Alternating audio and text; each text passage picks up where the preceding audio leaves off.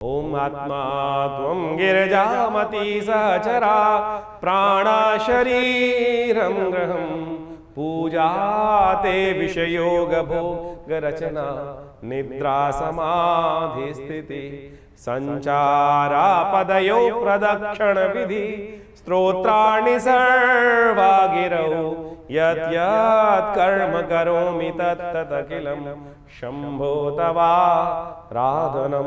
नमस्कार, स्वागत है आपका आचार्य वाणी में। मैं आचार्य डॉक्टर विक्रमादित्य आपके साथ हूँ और आज का हमारा विषय है मकर राशि वालों के लिए मई के ग्रह योग किस प्रकार के रहेंगे। मई का महीना बड़ा परिवर्तन का समय लेकर आ रहा है।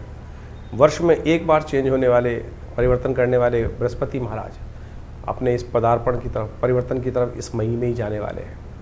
आपके पंचम भाव से निकलकर षष्ठम भाव में उनका परिवर्तन होगा और ये परिवर्तन विशेष तौर पर कुछ अच्छा कुछ खराब, यानी आपके लिए कुछ नई अपॉर्चुनिटीज़ को देने वाला होगा, लेकिन साथ साथ कुछ ना कुछ उठा-पटक के नए योग भी बनाता दिखाई देगा।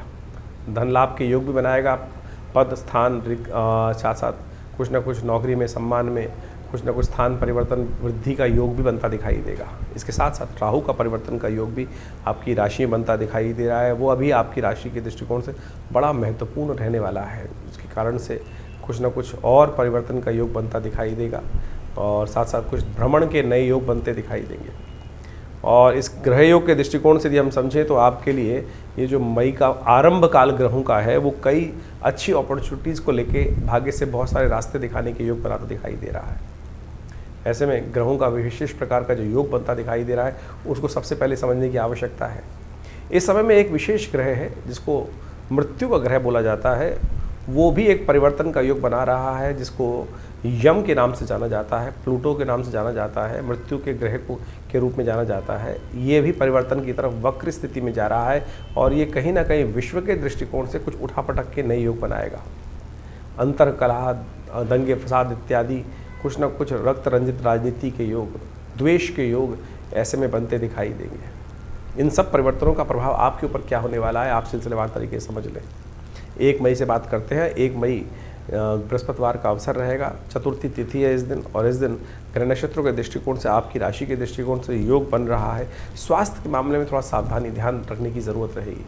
जो भी काम करें स्वास्थ्य के मामले में थोड़ी ध्यान रखें। बहुत जल्दी के चक्कर में ना रहें। हरी वरी और करी 3 चीज़ जो होती है ना, बहुत ज़्यादा तला भुना खाना, बहुत ज़्यादा चिंता फिक्र करना और बहुत ज़्यादा छटपटाहट में रहना, कुछ करो और दुस्वाभाविकता स्थिति मन को परेशान कर सकती है। मन की स्थिति हो सकती है करे ना करे, आगे बढ़े पीछे हटे, इस प्रकार का योग बनता दिखाई दे रहा है। शालीनता से, ध्यान से काम करने का प्रयास करें तो अच्छा रहेगा। बृहस्पति अभी अतिचारी होने के लिए योग बना रहे हैं, तो ऐसे में बुद्धि को स्थिर भाव से ध्यान करते हुए कार्य करना अच्छा रहेगा। थोड़ा केसर का तिलक करें, पीले चीज़ का, हल्दी का तिलक करना आपके लिए अच्छा रहेगा। पीले वस्त्र धारण करना आपके लिए लकी दिखाई देता है। इस दिन भद्रा का योग है, दोपहर तक 11 बज के करीब 23 मिनट तक रहेगा। उसके बाद नए कार्यों को आरंभ करना आपके लिए अच्छा रह सकता है। 2 तारीख की हम बात करें, शुक्रवार का अवसर, पंचमी तिथि है वैशाख मास की शुक्ल पक्ष की, और इस दिन ग्रह नक्षत्रों के दृष्टिकोण से आपके लिए जो ग्रह योग बन रहा है, वो कहीं ना कहीं किसी मामले में थोड़े से न्याय के अनुसार चलने की ज़रूरत है। अभी रिस्क लेने वाला समय थोड़ा नहीं दिखाई देता है, तो इसलिए संयमित होकर काम करने की ज़रूरत दिखाई देती है। धीरे धीरे रे मना, धीरे सब कुछ होए, माली सींचे सौ खड़ा, खुशहाली तब होए। आज का दिन थोड़ा सा स्थिर भाव से काम करें। कल कुछ नई एनर्जी के साथ आपके ग्रह उदय होते दिखाई दे रहे हैं, वो आपके लिए बड़े कल्याणकारी रहेंगे। आदि शंकराचार्य जी महाराज की जयंती है, शुक्रवार का अवसर है, द्वार खुल चुके हैं केदारनाथ के। यदि हो सके तो जो लोग वहाँ पर हों, उनको विशेष तौर पर उनके दर्शन कर उनको अपने श्रद्धा के सुमन अर्पित करने चाहिए। शुक्रवार का अवसर है, गौ सेवा करें, आपके लिए सबसे कल्याणकारी योग बनेगा। हो सके तो भगवान शंकर का इच्छु रस से अभिषेक करना भी आपके लिए मनोकामना को सिद्ध करने वाला। खट्टे फलों का दान करना भी आपके लिए श्रेष्ठ दिखाई देता है। 3 तारीख शनिवार का अवसर, षष्ठी तिथि, और इस दिन ग्रह नक्षत्रों के दृष्टिकोण से महत्वपूर्ण परिवर्तन का दिन दिखाई देता है। सुबह सुबह चंद्रमा स्वगृह प्रवेश कर रहे हैं।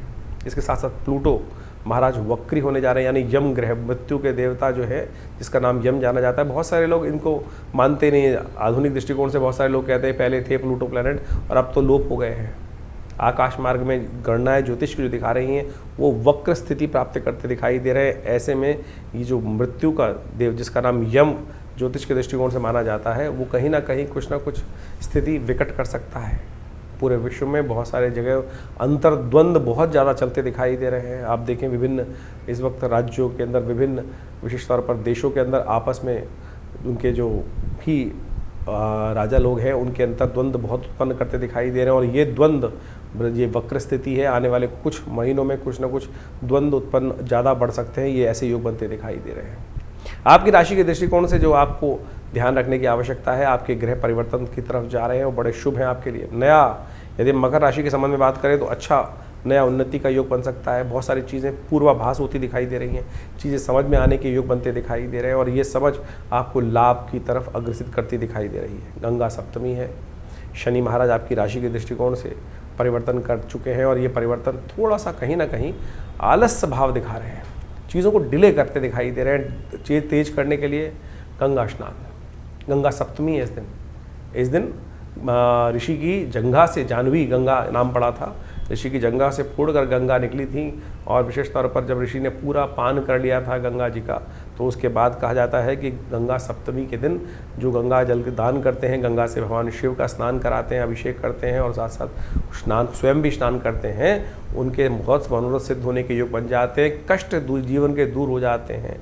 तो ऐसे में गंगा जल घर में पड़ा हो, उससे स्नान करें थोड़ा बहुत और उससे परिवर्तन का योग बनेगा। मंत्र स्नान भी करना अच्छा रहेगा, उससे गंगा जल से अपने ऊपर थोड़ा सींचना अच्छा ग्रह कष्टों को दूर करने वाला रहेगा। शनि महाराज के लिए बहुत सुंदर योग है, इसको अवश्य करना चाहिए आपको। 4 तारीख रविवार का अवसर, सप्तमी तिथि विद्यमान है और इस दिन ग्रह नक्षत्रों के दृष्टिकोण से आपके ग्रह अनुकूल दिखाई देते हैं। नेगेटिविटी थोड़ी कम दिखाई देती है, पॉजिटिविटी ज़्यादा रहेगी, आलस्य में मत रहेगा। चीज़ें इन दिनों थोड़े से आपकी राशि के दृष्टिकोण से स्लोनेस, कर्म के अंदर, साहस के अंदर थोड़ी स्लो दिखाई देते हैं। थोड़ा अलर्ट होकर काम करने की ज़रूरत है। मौसम गर्म है, तो दिमाग ठंडा रखते हुए, आलस को त्यागते हुए चीज़ों को तुरंत करने का प्रयास कीजिए, वो आपके लिए बहुत ज़रूरी दिखाई देती है। भद्रा का योग है, कोशिश करें सुबह 7:18 से। हाँ, नए कार्यों में थोड़ा सा संकोच बरतें, जो चलते हुए काम है उनमें पूरे ज़ोर से काम करने का प्रयास कीजिए। संपर्क नए बढ़ते दिखाई दे रहे हैं, नए संपर्कों का लाभ आपको मिल सकता है। दोस्ती करने का प्रयास करेंगे तो दोस्ती हो सकती है, इसलिए आप इनिशिएट लेने का प्रयास करें। इस वक्त इनिशिएट लेने में थोड़ा सा आपका कहीं कार्य को आरंभ करने में थोड़ा संकोच भाव दिखाई देता है आपके अंदर। रविवार का अवसर है, कोशिश करें भगवान सूर्य को प्रसन्न करने का प्रयास करें। सूर्य आपके उच्च के होकर सुख वाले भाव में बहुत सुंदर योग बना रहे हैं, इसलिए सूर्य को और शक्ति देना आपके लिए बढ़िया रहेगा। 5 तारीख सोमवार का अवसर, अष्टमी तिथि विद्यमान है और इस दिन ग्रह नक्षत्रों का परिवर्तन का योग बन रहा है। सुबह बहुत अच्छी दिखाई देती है, दोपहर तक लाभ के योग दिखाई देते हैं, लेकिन शाम को थोड़ा सा कहीं ना कहीं कई मामलों में थोड़े से हतोत्साहत का होने का योग बनता दिखाई दे रहा है। सब चलती है गाड़ी बढ़िया, कई दिन देखिए ग्राफ जो होता है ना, हमेशा ऊपर की तरफ नहीं बढ़ता, कभी नीचे कभी ऊपर, इसी प्रकार से रास्ते चलते हैं। जमुना का बहाव, गंगा का बहाव, नदियों का बहाव देखा है, कभी इधर जाता है कभी उधर जाता है, तो ये सीधे सीधे तो कौन चल सकता है। तो ये समय की खेल है, समय को समझते हुए कार्य करें, लेकिन सुबह आपके लिए जो कार्य करने ज़रूरी है तुरंत कर लीजिए। शाम तक काम को आरंभ करने के लिए बहुत ज़्यादा डिले करने की ज़रूरत नहीं है। थोड़ा सा सामने वाला पक्ष आपसे भारी दिखाई देता है, उस पर विजय प्राप्त करने के लिए माँ भगवती बगलामुखी का आशीर्वाद आवश्यकता है। कोशिश करें माँ बगलामुखी का स्तवन करें।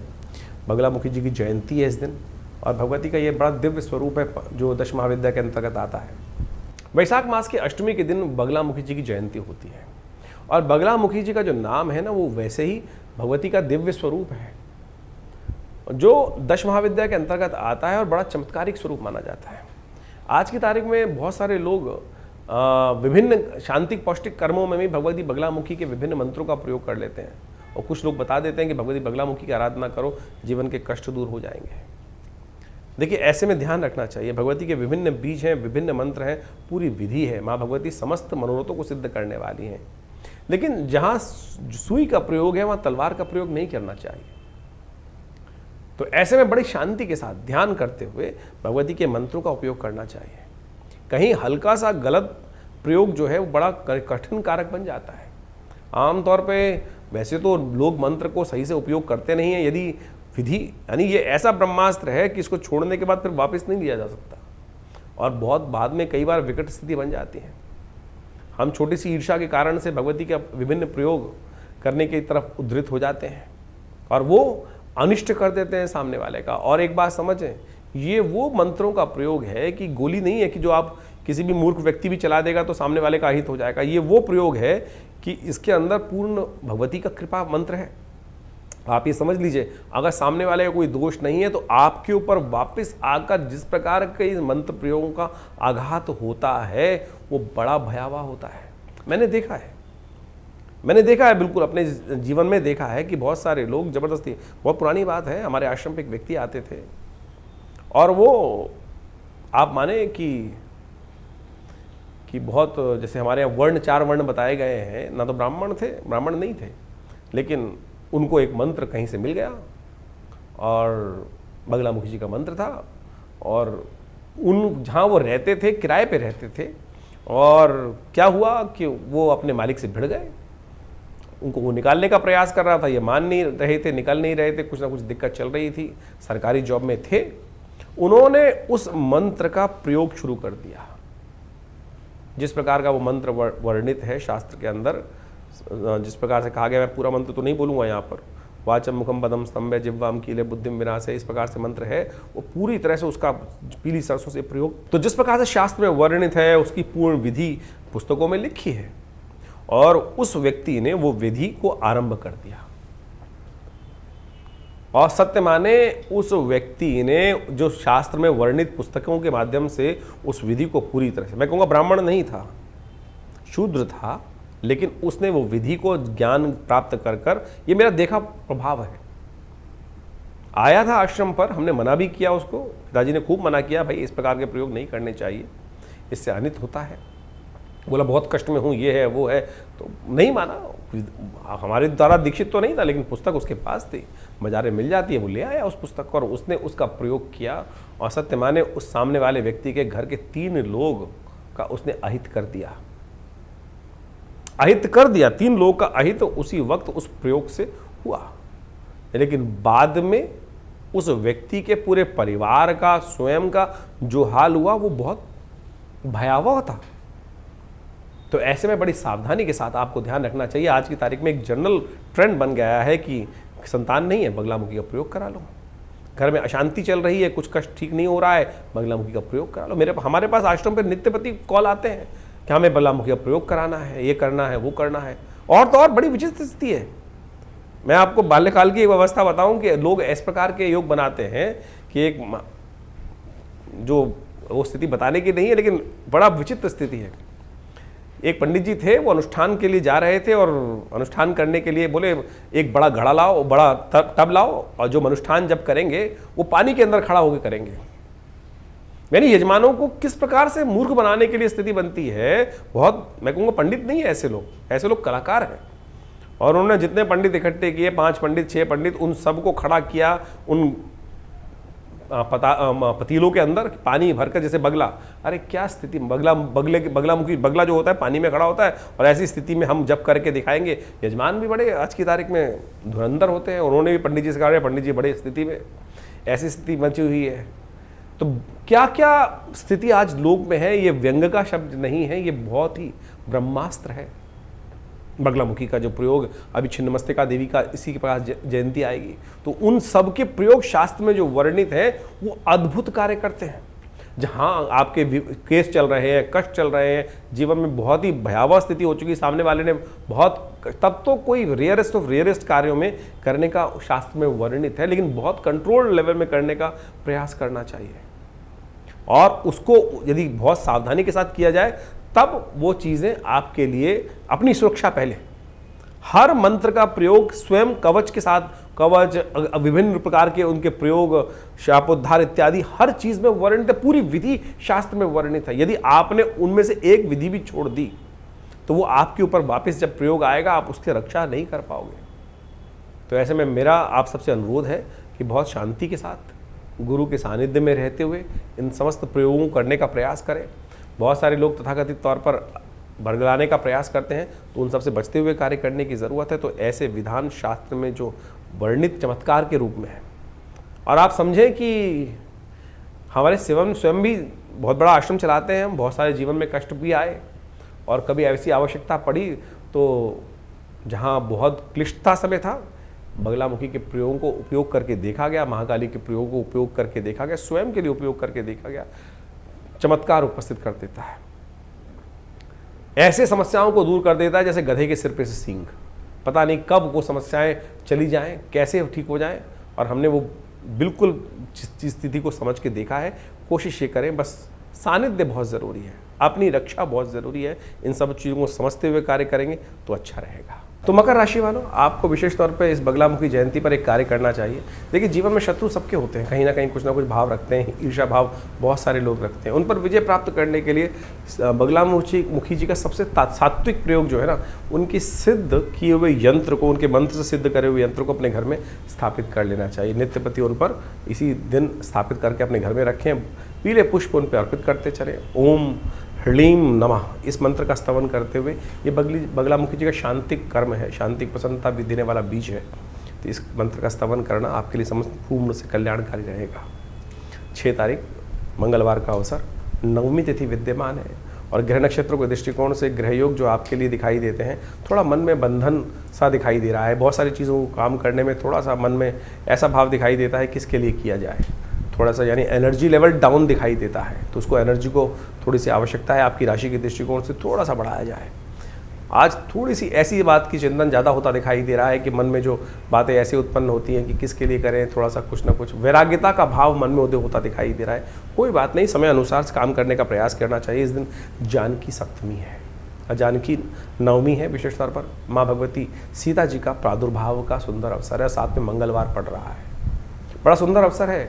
माँ भगवती का आशीर्वाद हनुमान जी को जब मिला ना, वो अजर अमर हो गए। जब हनुमान जी ने दर्शन किया अशोक वाटिका में माँ भगवती का, उनके सामने स्तुति करी, उनका शोक दूर किया मन का, राम कथा जब सुनाई भगवान हनुमान जी ने माँ भगवती को, उनके मन का शोक भी दूर हो गया।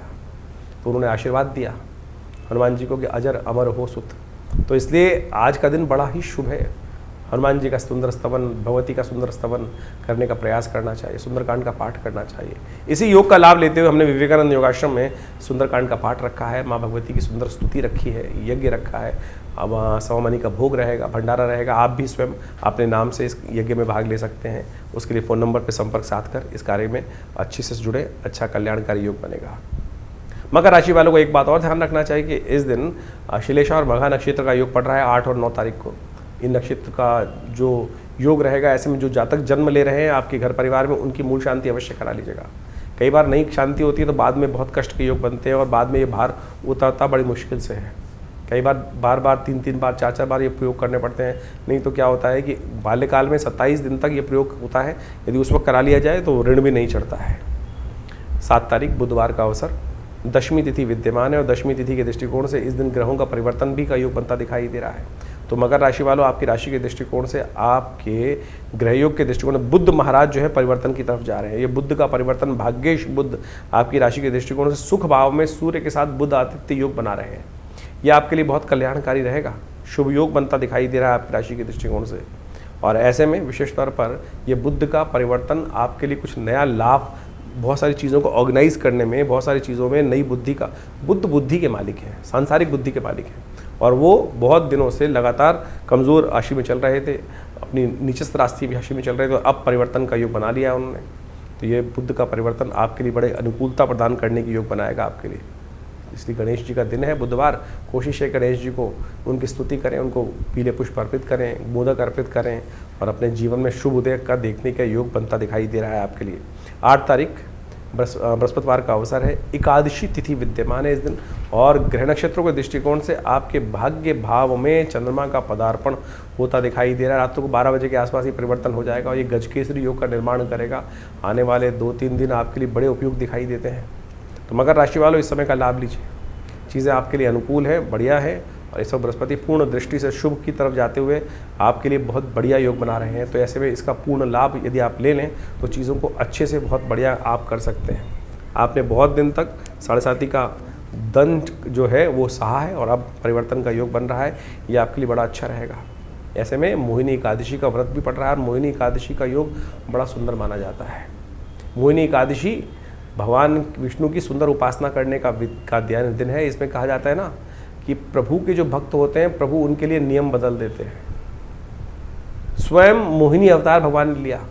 शास्त्र में बड़ी अद्भुत कथा आई है इसके बारे में, और ये कथा का श्रवण कर आप सुंदर रूप से लाभ ले सकते हैं। भगवान का सुंदर स्तवन करें और जीवन में लाभ लीजिए इस शुभ योग का। भगवान विष्णु का सुंदर पूजन करें उनका चरणामृत ग्रहण करें, उनको खूब गंगा जल से, कपूर से और साथ साथ चंदन इत्यादि, तुलसी इत्यादि से भगवान को स्नान कराकर उनका प्रसाद चरणामृत ग्रहण करना बड़ा कल्याणकारी योग बनेगा। भगवान विष्णु की सुंदर स्तुति कर कर कल्याण करें। ओम नमो नारायणाय इस मंत्र का जप करें। शास्त्र में बड़ी अद्भुत कथा इनके बारे में वर्णित है। इस दिन मोहिनी एकादशी है।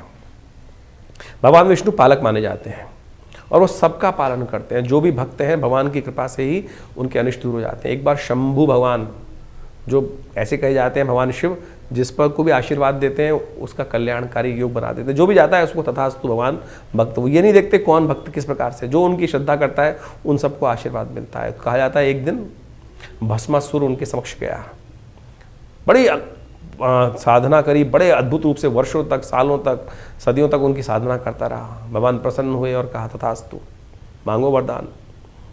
वो भी बड़ा विचित्र था, उसने कहा कि मैं जिसके सिर पे हाथ रखूं वो भस्म हो जाए। ये आशीर्वाद मांग लिया। कहा जाता है कि ये आशीर्वाद मांगने से क्या हुआ, क्या वो ये आशीर्वाद जो लिया उसने, कहा भगवान ऐसे कैसे मान लूँ, ये जो आशीर्वाद आपने दिया है वो अजर अमर है, बिल्कुल बिल्कुल सही सटीक रहेगा। तो कहा जाता है कि बोले मैं अपना हाथ आपके सिर पे रखूंगा। अब भगवान का आशीर्वाद गलत तो हो ही नहीं सकता, मिथ्या हो ही नहीं सकता। भगवान के ऊपर वो हाथ रखने का प्रयास किया। कहा जाता है भगवान आगे आगे और भस्मासुर उनके पीछे पीछे। और ऐसे में भगवान ने मोहिनी अवतार धारण किया। भगवान विष्णु ने मोहिनी अवतार धारण किया और ये मोहिनी अवतार धारण करने के बाद जब वो उस भस्मासुर के समक्ष भगवान शिव, कहा जाता है उसमें कपूर आग के फूल के अंदर में जाकर वो जो स्थान ग्रहण किया था उन्होंने, वहाँ जाकर विभिन्न बहुत कथाएं बहुत विचित्र हैं, लेकिन मोहिनी अवतार में भगवान ने स्वयं रूप में उपस्थित होकर प्रेम के वश में, भगवान प्रेम के वश में जब आते हैं ना तो नियम बदल देते हैं सब कुछ। तो भगवान ने भगवान शंभु के प्रेम में उस मोहिनी अवतार को धारण किया, क्योंकि भक्त है शिव जो हैं वो भगवान हरि के भक्त हैं और हरि जो हैं वो शिव के भक्त हैं। तो इसी प्रेम के वश में आकर भगवान ने मोहिनी धारण करते हैं और भस्मासुर को नृत्य करके मोहित कर लेते हैं अपने स्वरूप से। और कहा जाता है कि जैसे भगवान नृत्य करते हैं और भस्मासुर भी नृत्य करता है, भगवान अपना सिर अपने हाथ पे ले जाते हैं और भस्मासुर भी उस सिर को, अपने आशीर्वाद जो भगवान शिव से प्राप्त था उसी हाथ को अपने सिर पे ले जाता है और भस्म स्वयं हो जाता है। तो ये बहुत सुंदर तिथि है, भगवान के उस स्वरूप का वर्णन मिलता है। तो इस दिन सुंदर रूप से भगवान को प्रेम के वश में मोहने का हमको भी प्रयास करना चाहिए। उनका स्नान कराएं, उन पर तुलसी दल डालें, उनको सुंदर रूप से सहस्रसी ये जो पुरुष सूक्त है उसके द्वारा उनका पूजन करें, पुरुष सूक्त के द्वारा पूजन करें, ओम नमो भगवते वासुदेवाय मंत्र जप करें, उससे बड़ा कल्याणकारी योग बनेगा और भगवान का पंचामृत ग्रहण करें, आपके मनोसिद्ध होने के योग बनेंगे। तो मकर राशि वालों, आपने मोहिनी सुंदर अवतार की कथा सुनी, भगवान विष्णु ने किस प्रकार से मोहिनी अवतरण धारण किया और इसके अनुसार से उनका स्तुति कर कर ओम नमो नारायणाय ओम नमो भगवते वासुदेवाय इस मंत्र का जप कर इस दिन व्रत रखना चाहिए, भगवान का सुंदर पूजन करना चाहिए और श्रद्धा से पूजन कर कर उनका आशीर्वाद ग्रहण करना चाहिए। भगवान की सुंदर ये कथा बताती है कि भगवान अपने भक्त के लिए कोई नियम भी बदल देते हैं और जहाँ भगवान का अनुग्रह प्राप्त हो जाए ना, समस्त नवग्रह आपके अनुकूल हो जाते हैं। इस बात को सिद्धांतिक तौर पर हमें समझ लेना चाहिए। बात करते हैं 9 तारीख शुक्रवार की, द्वादशी तिथि विद्यमान है, गजकेसरी योग आपकी राशि में बना हुआ है। चीज़ें आपके अनुकूलता, आपके सिर्फ कर्म पर डिपेंड कर रही हैं। भाग्य साथ देने को तैयार बैठा है, चंद्रमा बैठा है वहाँ पे, बृहस्पति दृष्टि डाल रहा है और साथ साथ नए योग भी लाभ मिलते दिखाई दे रहे हैं। लेकिन शनि महाराज थोड़े से भाग्य पे दृष्टि डाल रहे हैं, वो थोड़ा सा आपको पीछे खींचते दिखाई दे रहे हैं। तो इसलिए थोड़ा सा मेहनत ज़्यादा, हिम्मत ज़्यादा, उठो जागो चलो, आपके लिए गाड़ी बिल्कुल अनुकूल है। कोशिश करें इस समय में लाभ लेने के लिए। शुक्र प्रदोष का योग बन रहा है, शुक्रवार का दिन है और प्रदोष का योग बन रहा है। शाम के समय इच्छु रस से या विशेष तौर पर आपको विशेष तौर पर भगवान का गंगा जल से भगवान का विशेष तौर पर अभिषेक करना चाहिए। सुगंधित द्रव्य से भगवान का अभिषेक करना चाहिए शाम के समय। भगवान शंकर का आपके लिए जीवन में वैभव, घड़ी, गाड़ी, घोड़ा सब प्राप्ति करने के योग बन सकते हैं। सुखों के लिए इस शास्त्र के अनुसार से इस बात में कहा गया है कि जो शुक्र प्रदोष के दिन दही से, दूध से और इच्छु रस से भगवान का, सुगंधित द्रव्य से भगवान का अभिषेक करता है, शहद से भगवान का अभिषेक करता है भगवान शंकर का, शाम को प्रदोष काल के टाइम पे उनकी मनोकामना सिद्धि के अद्भुत योग बनते हैं। 10 तारीख के दिन ग्रह नक्षत्रों का दृष्टिकोण से योग बन रहा है, वो समझ लीजिए शनिवार है, त्रयोदशी तिथि है और साथ साथ दिन का आरंभ आपके लिए बड़ा अच्छा दिखाई दे रहा है, ग्रह नक्षत्र आपके लिए अनुकूल दिखाई दे रहे हैं, चीज़ें आपकी मेहनत के अनुसार से लाभ देती दिखाई दे रही है, मेहनत के अनुसार से। चंद्रमा परिवर्तन का योग बनाएंगे दोपहर को करीब 1:41 पर, और उसके बाद आपके जितनी मेहनत करेंगे उसका लाभ मिलता दिखाई दे रहा है। लेकिन फिर भी कुछ ना कुछ शत्रु आने वाले समय में आपको परेशान करते दिखाई देंगे। अभी हमने आपको बगलामुखी जी का दिव्य प्रयोग बताया ही था, कुछ दिन पहले उनकी जयंती गई है। उसी श्रृंखला में छिन्नमस्तिका भगवती जो 10 महाविद्या के अंतर्गत आती है, उनकी जयंती है। ये ऐसे अद्भुत प्रयोग हैं कि जब कोई और प्रयोग काम ना कर रहा हो तब इन भगवती का स्वरूप इनके दिव्य मंत्रों से साथ किया जाए तो असंभव से असंभव कार्यों में विजय प्राप्ति के योग बन जाते हैं। तो इस दिन उनकी सुंदर स्तुति करें, भगवती के स्वरूप में ही उनका ध्यान करने का प्रयास करें, उनके कल्याण के लिए प्रार्थना करेंगे, अपने कल्याण के लिए तो रास्ता बनेगा। तो ये मई के आरंभ काल के ग्रहों की गणना आपने समझी, तो ये समझ लीजिए मई का जो समय बहुत विशेष योग लेकर आ रहा है। मई का ये योग विशेष तौर पर देखिए, कई ग्रहों का परिवर्तन की स्थिति, जैसे हमने आपको कहा, ये परिवर्तन की स्थिति बहुत विशेष है। वैशाख का महीना चल रहा है और वैशाख के महीने के अंतिम समय में शुक्ल पक्ष का जब दौर चले तो उस समय में कई प्रकार के शुभ योग बने। और एक समझ लेना चाहिए आपको कि आमतौर पर आजकल ज्योतिष के अंदर विशेष तौर पर ये बात हो गई है कि हम ग्रहों का निवारण किस प्रकार से करें, और हम जो उपाय बताते हैं ना, वो वैदिक पुराणिक मत से बताने का प्रयास करते हैं। बहुत सारे लोग तथाकथित तौर पर टोटकों में फंस जाते हैं, लेकिन भारतीय संस्कृति में भारत को समझने के लिए वेद, उपनिषद, ये सब जो पुराण इत्यादि मत हैं, जो कथाओं के माध्यम से हमारे साथ जुड़े हुए हैं, एक तो हमारा इतिहास भी है और साथ साथ हमारे कष्टों के निवारण करने का वास्तविक सिद्धांत भी है। पंचांग के अंदर कई लोग अध्यात्म को बिल्कुल ही भूलने का प्रयास कर रहे हैं, और कई लोग इस प्रकार से समझते ही नहीं है कि बहुत ज्योतिष भाई वेद का अंग है। ज्योतिष को अध्यात्म से हटकर देखा ही नहीं जा सकता है। अध्यात्म से हटके समझने का प्रयास करेंगे तो ग्रह गणना को विशेष तौर पर ना तो उसकी वास्तविकता आप समझ सकते हैं, वो तो मैथमेटिक्स कैलकुलेशन के रूप में आप उसको केवल गणनाओं के तौर पर समझ सकते हैं, लेकिन निवारण, कष्ट का निवारण जो है वो इतिहास में दर्ज है। पुराण, उपनिषद, वेद, ये सारा का सारा भारतीय संस्कृति का ऐसा एक सार गर्भित ग्रंथ है कि जिससे हमको जीवन जीने की कला भी समझ में आती है। और ये वैशाख का महीना चल रहा है जिसे भगवान ने अपना नाम दिया है। कार्तिक से भी बढ़िया कोई मास हो सकता है जिसमें सुंदर योग बनते हैं, चाहे वो विशेष तौर पर आप समझे, जिसमें आज हमने आपको समय कालांतर में बताने का प्रयास किया। अक्षय तृतीया वैशाख के महीने में आती है और साथ साथ विभिन्न प्रकार की जयंती आती हैं, बगलामुखी जयंती आती है। जीवन में कष्ट चल रहा हो, कैसे निवारण करेंगे? अगर एक पुराने हमारे कवि साहब ने लिखा, क्षमा शोभती उस भुजंग को जिसके पास गरल हो। अभी भारत के ऊपर इतनी भयावह स्थिति बनी, कुछ लोगों ने भारत के सम्मान को तार तार करने का प्रयास किया। यदि हम पे शक्ति नहीं होगी जैसे, तो हम कैसे, कोई भी आके थप्पड़ मार के चला जाएगा, और यदि शक्ति होगी तो उसका प्रत्युत्तर देकर अपने सम्मान को पुनः स्थापित करने का कार्य किया सकते हैं। बगलामुखी, छिन्नमस्तिका इत्यादि की जयंती इस वैशाख के महीने में आती है। ये शक्तियों का इसीलिए शास्त्र में वर्णन है कि भाई जीवन में कष्टों का निवारण करने के लिए जो आपके पास शक्तियां हैं, ब्रह्मास्त्र हैं, उनका उपयोग किया जाना चाहिए। नहीं तो कोई भी आपके जीवन में कष्ट यदि आ रहा है तो ऐसा तो नहीं। हमारे ऋषि मुनियों की अद्भुत खोज है, बगलामुखी जी के ऐसे अकाट्य प्रयोग हैं कि जब, वैसे तो उनका प्रयोग निषेध है शास्त्र के अंदर, लेकिन जिस प्रकार से वो शब्द, जो मंत्र इत्यादि हैं, ओम ह्रीं बगलामुखी सर्वदुष्टानां वाचम मुखम पदम स्तंभे जिह्वाम कीले बुद्धिम विनाशे ह्रीं ओम, जिस प्रकार से उनका उपयोग है अद्भुत है, अद्भुत।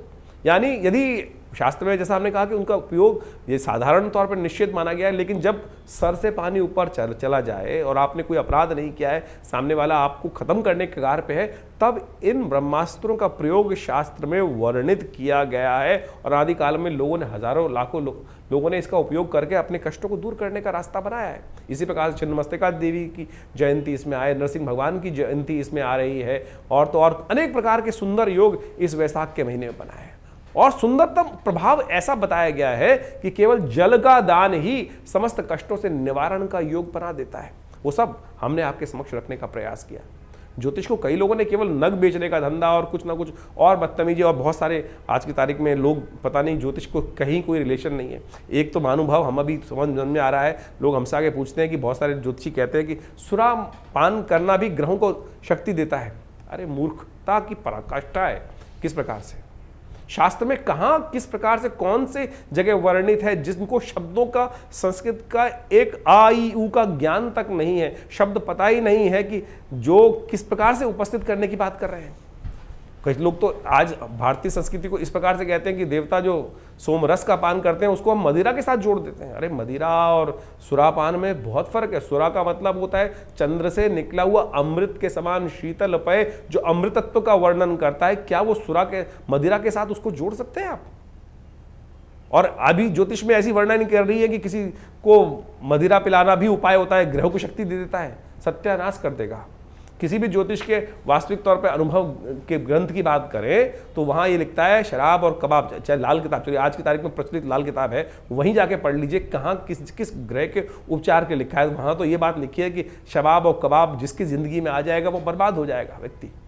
तो आप समझें ज्योतिष को जिस प्रकार से आज तथाकथित लोगों ने जिस प्रकार से पहुंचाया है, कहाँ कहाँ पहुंचा दिया है, उन सब को आज हटाने का हम प्रयास करें सही रूप से। हमने ज्योतिष को वैदिक ज्योतिष के साथ जोड़कर आपके समक्ष उपाय रखें। और इस वैशाख महीने में आप समझें, हमारे यहाँ व्यवस्थाएं बताई गई है, माधव मास इसका नाम रखा गया। केवल जल का दान, कलश भरकर जल का दान करने से ही आपके जीवन के इस मास में कहा जाता है कि एक बार हरिनाम का स्मरण कर लें तो आपके समस्त कष्ट निवारण करने के योग बन जाते हैं। तो आप इन सब सिद्धांतों को सही रूप से समझने का प्रयास करें। और जैसा ज्योतिष की गणनाओं पे इस महीने में, मई के महीने में बहुत ग्रहों का परिवर्तन है, जीवन परिवर्तन की तरफ जा रहा है। गुरु अतिचारी स्थिति में आ चुके हैं और वो ग्रह परिवर्तन, राशि परिवर्तन का एक महत्वपूर्ण योग बना रहे हैं इस मई के मध्यकाल में। इसके साथ साथ राहु का परिवर्तन का योग बन रहा है। ये सारे परिवर्तन आपके लिए बहुत महत्वपूर्ण रहने वाले हैं, एकदम स्थिति परिवर्तन की तरफ जाने वाली है। ऐसे में थोड़ा सावधान रहकर देखिए, ग्रह गणना के अनुसार से ये भी समझ लें, क्योंकि इस समय में जो ग्रहों का योग बन रहा है, आप समझें कि जो ग्रहों का योग बना कि जो रविवार के 5 योग बन गए, और कई बार यदि दृष्टि देखें जिन जिन क्षेत्रों में 5 मंगलवार का योग, कि एक तिथि बढ़ रही है, कहीं ना कहीं तिथि बढ़कर जो है वैशाख पूर्णिमा से आगे निकल जाएगी तो मंगलवार का योग भी आ जाएगा, तो 5 मंगल का योग बन जाएगा। उन क्षेत्रों में भयावह स्थिति, युद्ध की स्थिति भी बन सकती है, और ये कहीं ना कहीं रक्त रंजित स्थिति को ग्रहों का योग बनाती दिखाई देगी। ग्रह परिवर्तन की तरफ जा रहे हैं। बुध स्वयं बहुत सुंदर परिवर्तन की तरफ जा रहे हैं। बुध का ये परिवर्तन बहुत विशेष होने वाला है। बुध जिस प्रकार से काफी लंबे समय तक क्षीणस्थ अवस्था में थे, नीच की राशि में चल रहे थे, और वो परिवर्तन कर कर सूर्य के साथ बुध आदित्य योग बना के चले गए हैं। ये सब का सब आपकी राशि में बहुत महत्वपूर्ण योग परिवर्तन की तरफ ले जाता दिखाई दे रहा है। लेकिन यहाँ एक बात और समझने की आवश्यकता है। हम ज्योतिष के यहाँ विषय जो उपस्थित रखते हैं वो गोचर के साथ रखते हैं। गोचर का यानी, गोचर का मतलब समझ लें कि present situation of the planets. गोचर में जो आज आकाशीय मंडल में ग्रहों की स्थिति है वो क्या, कौन सी राशि में किस प्रकार का परिवर्तन बना रही है।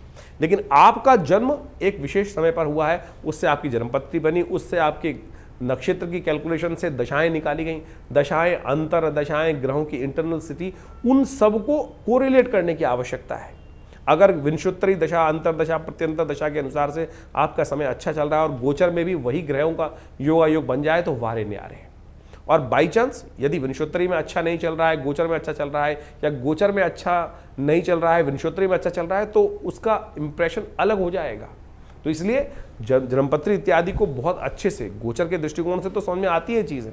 कई बार बहुत सारे लोगों के प्रश्न आते हैं, बोलते हैं कि आपकी राशि के दृष्टिकोण से हमने जो योग बन रहा है वो बहुत अच्छा बता रहे हैं, लेकिन हमारे जीवन में घटित नहीं हो रहा है। कारण क्या है? कारण होगा आप हमारे अपने इंडिविजुअल चार्ट के अंदर कोई ना कोई ऐसी ग्रह स्थिति बैठी हुई है कि जिसका हमको ज्ञान नहीं हो पा रहा है। और जो वहाँ अगर किसी व्यक्ति की कुंडली में दरिद्र योग बना हुआ है, केमुद्रम योग बना हुआ है, आपकी कुंडली में 100 राजयोग है और एक के मुद्रम योग, चंद्रमा बिल्कुल अकेला है, कोई शुभ ग्रह से दृष्ट नहीं है और आसपास उसके 2-2 भाव तक कोई ग्रह नहीं बैठा है, तो फिर दरिद्र योग हो गया है। और 100 राजयोगों को अकेला वो केमुद्रम योग खत्म कर सकता है। अगर किसी कुंडली में है तो गोचर में लाख दर्जे अच्छे ग्रह हो जाए, कुछ होगा ही नहीं, तो उसका निवारण करना पड़ेगा। ग्रहों का स्थिति को समझते हुए कैसे उस ग्रहों को, अशुभ ग्रहों के योग को जो आपकी जन्मपत्री में चल रहे हैं परिवर्तन के योग बनाने हैं। अब आपकी गोचर में जो अच्छे ग्रह हैं, लेकिन आपकी विंशोत्तरी अंतरदशाओं में जो ग्रह की स्थिति बनी हुई है वो कहीं ना कहीं मारने के योग बना रही है, कहीं ना नुकसान करने के योग बना रही है, तो कैसे परिवर्तन का योग बनेगा? तो गोचर के दृष्टिकोण से और इन सब चीजों को समझने की आवश्यकता है। ज्योतिष बिल्कुल सत्य है, प्रमाणित है, इसमें एक भी बात कपोल कल्पित नहीं हो सकती। यहां तक कि आपके जीवन में जो स्वप्न भी आ रहा है ना, वो भी ग्रहों के अनुसार से जाना जा सकता है, उसका भी प्रभाव है, और ये बहुत विवेचना के द्वारा उपस्थित किया जाता है। बहुत सारे जीवन में आपकी कुंडली में सपोज एक व्यक्ति आए हमारे पास और उनकी कुंडली में बहुत वर्ष पूर्ण के आते, पिताजी के साथ जन्मपत्री देखने का अवसर मिला उनका, और वो बड़े परेशान थे, और हिंदुस्तान के एक बहुत बड़े ब्यूरोक्रेट थे, एक उपराष्ट्रपति थे, उनके बहुत अच्छे निजी सचिव थे शायद, बहुत पुरानी बात है, और वो जन्मपत्री दिखाने आए हमारे पास पिताजी के समय पर। और आप समझे उनकी जन्मपत्री के अंदर वो बात देखने आए थे, महाराज जरा देखें जन्मपत्री हमारी क्या है। हम लोगों ने जब जन्मपत्री देखी तो बड़ा अच्छा ग्रह दिखाई दिया, महाराज पुनः देखें। तो उन्होंने कहा जी मेरे को किसी ज्योतिषी जी ने बता दिया है कि मेरा मृत्यु योग आ रहा है, मेरी मृत्यु होने वाली, ऐसा योग उन्होंने बताया कि होने वाली है। जब हमने बहुत जन्मपत्री को देखा तो हमने कहा जी आपकी कुंडली में तो पूर्ण आयु है, हाँ, लेकिन जिन ज्योतिषी ने बताया है वो भी चमत्कार किया है, बिल्कुल मृत्यु होने के योग है आपकी कुंडली में, लेकिन उस मृत्यु के बाद भी आप जीवित रहेंगे। वो बड़ा सकपकाया व्यक्ति, मुझे अभी भी याद है। तो जब ये स्थिति बनी तो कारण क्या था, उसका जो ग्रह था वो स्वप्नादि अवस्था में था, जो मृत्यु कारक योग बना रहा था वो स्वप्न आदि अवस्था में थी, यानी उसकी मृत्यु होने का योग था लेकिन स्वप्न में मृत्यु होने का योग था। ये वो ज्योतिषी देखना भूल गए और व्यक्ति परेशान हो गया। तो आप समझे आपकी जन्मपत्री में कौन सी अवस्था, ग्रहों की अवस्था देखी जाती है। बालादि अवस्था में ग्रह है, वृद्धादि अवस्था में ग्रह है, जागृत अवस्था में है, स्वप्नादि अवस्था में है, या मृत अवस्था में ग्रह है। अब समझें कि आपकी कुंडली के अंदर बहुत सारे, जो आप संपूर्ण कुंडली कैलकुलेट करते हैं तो बालादि अवस्था भी ग्रह मानी जाती है, जिसका ग्रह भी जन्म हुआ हो, बालादि अवस्था में हो, युवा में है, या प्रौढ़ में है, या बहुत बुढ़े में अवस्था में है, या मृतावस्था में है। ग्रह भी मृतावस्था में होता है। तो यानी वो कब कौन से अंशों में कहां किस प्रकार से बैठा है, इन सब चीजों की इतना वृहद वर्णन ज्योतिष शास्त्र के अनुसार से किया जाता है, और उसके बाद विवेचनाएं की जाती है। ग्रह आप समझे ऐसी अवस्थाएं बनती हैं कि प्रत्यक्ष अवस्था में या हास्यादि अवस्था में, ग्रह की अवस्था हास्यादि अवस्था, यानी मजाक वाली स्थिति में भी ग्रह है कि आपका ग्रह बहुत बढ़िया उच्च का होकर बना हुआ है, लेकिन उसकी अवस्था हास्यादि अवस्था में, तो मजाक उड़वाएगा आपका। बहुत बार जीवन में होता है कि सब कुछ होते हुए भी कहीं मजाक उड़ रहा है व्यक्ति का, सब कुछ हास्य परिहास हो गया। तो वानी वो ग्रहों की अवस्था भी इतनी ज्यादा ज्योतिष के अंदर बहुत गणनाएं बहुत सुंदर रूप से उपस्थित की गई हैं। इसके लिए अध्ययन की आवश्यकता है। आज की तारीख में तो बहुत सारे लोग सोशल मीडिया पर लोगों को ज्योतिषी बना रहे हैं। 4 दिन के अंदर ग्रहण ज्योतिष पढ़कर आप किसी भी प्रकार से आप बहुत सारे ग्रहों के मूल को समझकर प्रेडिक्शन करना जान जाएंगे। नीम हकीम खतराए जान, एक पुरानी कहावत है, नीम हकीम खतराए जान। आप किसी कुंडली में, जैसे मैंने ये आपको ये कहानी उपस्थित करी, कहानी नहीं है, सत्य कथा है, वो व्यक्ति सोची क्या स्थिति रही होगी, कि उसके मनोमस्तिष्क पे क्या स्थिति होगी कि वो व्यक्ति सोच रहा है कि मेरी मृत्यु होने वाली है। मेरा एक मित्र था, दिल्ली में बहुत बड़ी दुकान चलाते हैं, बहुत बड़ी एक लॉ की दुकान चलाते हैं। मुझे आज भी याद है कि अब इससे कुछ 10-15 वर्ष पूर्व उसके दिमाग में कोई ऑपरेशन की बात आई, दिमाग में कुछ समस्याएं थी, डायग्नोज हो गया था, और उन दिनों पिताजी हमारे थे, हमारे पास आया जन्मपत्री दिखाने के लिए। तो जन्मपत्री के अनुसार से हमको दिखाई दे रहा था यार इतनी भयावह स्थिति नहीं है जितनी तेरी स्थिति है। उसकी ऐसी स्थिति हो गई थी, घड़ी तू ले जा, ये स्थिति तू ले जा, अब जीना तो है नहीं, ऐसी स्थिति आ गई थी। लेकिन हमने उसको कहा कि भाई जिएगा, चिंता मत कर, तेरा ऐसा कोई भयावह स्थिति नहीं है। उसका एक लेज़र ऑपरेशन होना था ब्रेन का, और वो कहीं भी जा सकता था, लेकिन प्रार्थना कराई भगवान की, और साथ साथ उसकी ज्योतिष के दृष्टिकोण से उसको विश्वास दिलाया। आज 12-15 साल हो गए, उसको देखता हूँ, समझता हूँ, आज भी उसकी नमस्ते आती है, धन्यवाद आता है।